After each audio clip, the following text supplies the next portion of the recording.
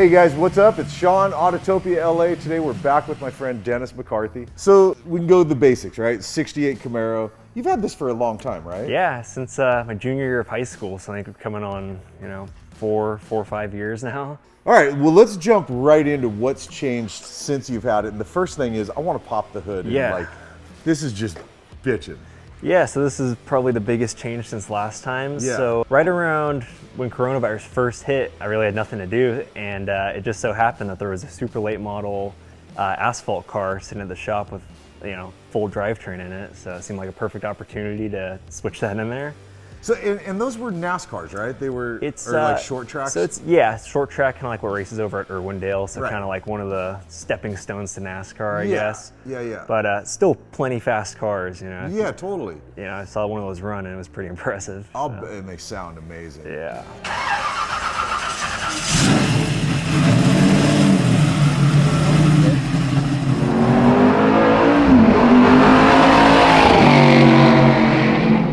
I know, so the last motor in the car was dynoed at 550 to the crank. Okay. And this thing, it definitely has a lot more power. So I mean, I'd like to say high 500s. It's so clean, dude. Your engine bay is, I love too, not having the inner fenders. Yeah, no, it's pretty race car inspired, and it's got some pretty trick valve train in it. It's got Jessel shaft rockers, solid roller cam, Jessel keyed lifters. So it's definitely built for some pretty high RPM. Yeah. It's got pretty cool oiling system right here. It's direct dump right over the camshaft. So yeah, it's a pretty trick motor. Definitely. What does it rev up to, Dennis? Right now I've got the two-step set at a pretty conservative 7,000, but I'm sure it could be pushed farther. Yeah.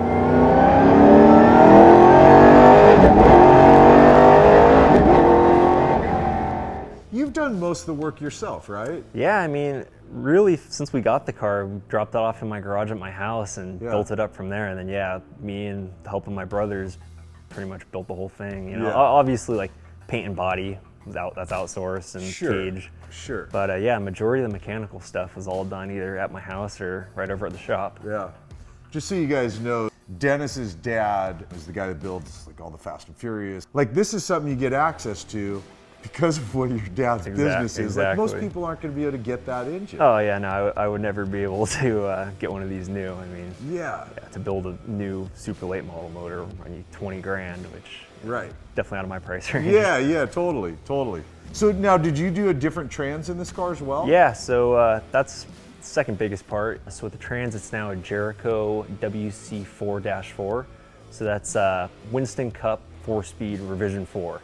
So it's basically like an late 90s, early 2000s NASCAR Cup spec trans, and it's a pretty awesome piece. It's got straight cut gears, dogger engagement, so you can just full throttle shift the thing, no clutch. I love that. Yeah, no, it's a violent transmission, that's for sure. It's funny because it really doesn't like to be shifted gently.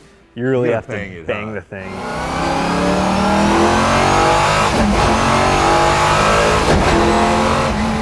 Another thing that's funny about it too is the first gear is like a 2-to-1 ratio.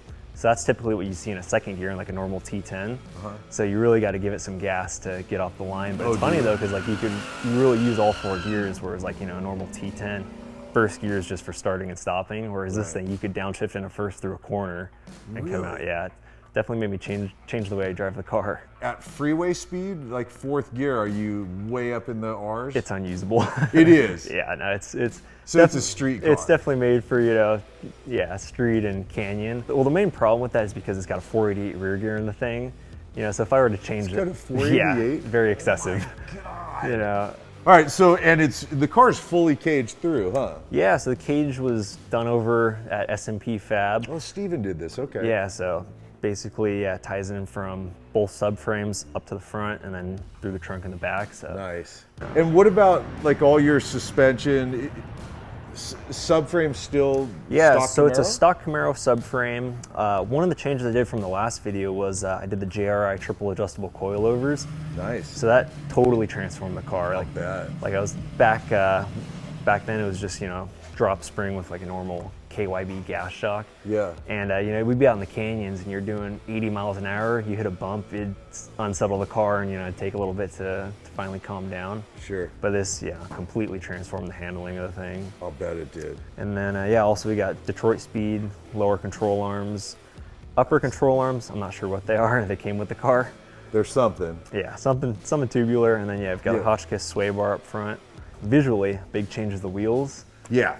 Which I love these, the mini light style Yeah, wheel. so before we were running the torque thrust wheels, yeah, they were a cool wheel. The problem was they were just off some other car. They were never actually spec'd out to this car. Gotcha. So they never really fit right and stance was always a little off. Yeah. So yeah, I was up in the air with these for a while, then I was saying I saw you were shooting a car with these and I saw them in person and I'm like, all right, I got to get these. Yep. Keeps it with the Trans Am period correct style. Definitely, dude. They are 18s, but you know, that's still 18s front and back. Front and back, yeah. And then is this car mini tub? It is, yeah. It is, okay. We got a 315 in the rear, so definitely need to be mini tub. Yeah, I didn't know you went that big back there. Yeah, the funny thing is it's actually, that tire came off of a Dodge Demon. It's the same factory spec those come with, which is the NT05R. Yeah. 315 40s. Yeah. And the stance is so right on it, dude. The stance is so much better Yeah, I than know, it used to be. totally. It makes me cringe looking at the old yeah. You got that like 2-inch wheel gap. Yeah. I don't know how I was driving around like that. I'm sure. But yeah, with the JRIs, that brought down the front, and then I ended up just going with a lower end block in the back because it's still on leafs. Awesome. And you're manual brakes on this, aren't you? Manual brakes, yeah. I mean, the car weighs probably just around 3,000, so I didn't really feel the need to put a booster on it. Plus, yeah. Got pretty big 6-piston Willwoods up front, so yeah. You don't really need to put your leg into it that much. Let's go check out on the interior because I know you did considerable amount of work since the last time we shot. Yeah, definitely. So the main thing we did with it, or visually, was just powder coating all the tin work, which I left it raw for the longest time. It looked cool. So same tin work? Same tin work, yeah. It is, just powder coated, which I think it gives it a lot more complete look. And then other thing too, painted the roll cage black before with silver, but I don't know, I think it looks a lot cooler black. You don't really notice it quite as much. Definitely. And then another thing too was we Line-X the floor with real Line-X right down the street. Before it was like, you know, the roll-on stuff, do it yourself, but it looked nice the day I did it, but then it all just started chipping away on you. So yeah, it was definitely worth it to do the real stuff. Put some pedal covers on before we were just running grip tape, so a little more complete right there. Did a battery box. Hey, where's your Speedo, Dennis? That we do not have. I'm messing with you, I've man. actually used that excuse once on a cop. Did you really? I did, yeah, and it actually worked. So. Come on. Yep, so if anyone has a car, maybe. Did you just tell them, I bought it like it is and it I didn't was like, have a yeah, Speedo. we just got done building it. I don't have a Speedo, I don't know, and actually pulled it off. So, amazing, man. So that's pro tip, take out your speedometer. Right? Well, dude, let's throw some cameras in and let's go for a drive, man. I'm really excited about, especially having been in the car before. With some radical changes. Yeah, no, it drives totally different. Does it? Yeah. Awesome. We're gonna go for a drive, you guys.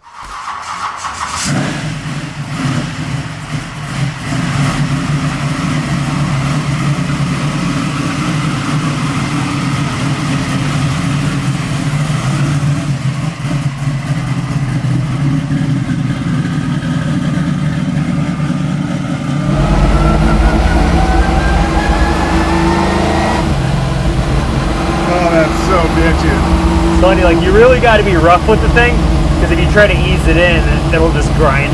Really? So like, yeah, like you gotta.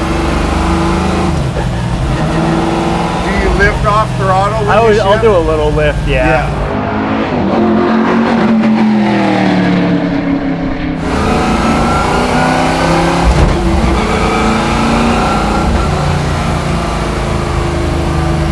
Your car's totally making me smile, man.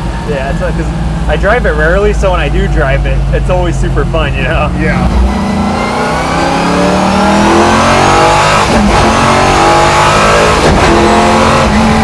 Oh my God. That's so bitchin', dude.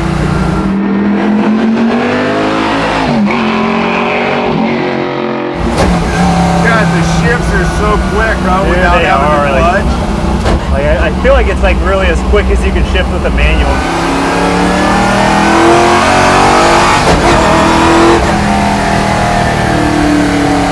Perfect, bro.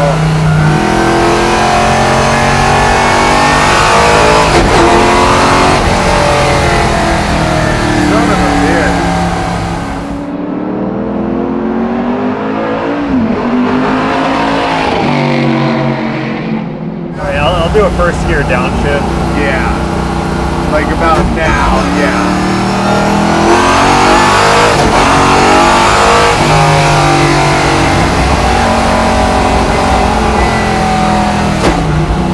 Yeah, that's what I was talking about. Like that was just full throttle, no lift. So cool. A high revving V8 is just like my personal favorite. You know, like the other motor I had, it really only went to like 6,000. Like it made a ton of torque and it was fast. Yeah. But like this is just so much more fun. I agree. What's that? I don't know that I would ever get used to that. I would think it's just the coolest thing forever. Oh, it is so much fun.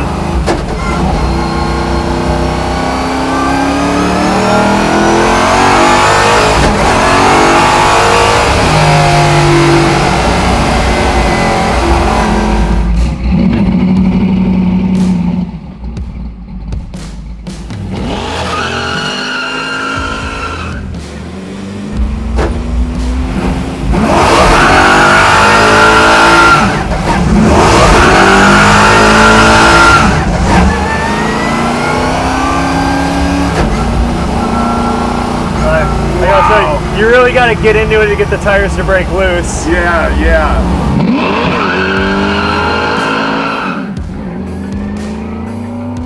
A truly exceptional, badass, raw, visceral experience going for a ride with Dennis in this one. Here's a few more Camaros for you as we say goodbye, and thanks for hanging and watching what we do. We'll see you in the next one, you guys. Later.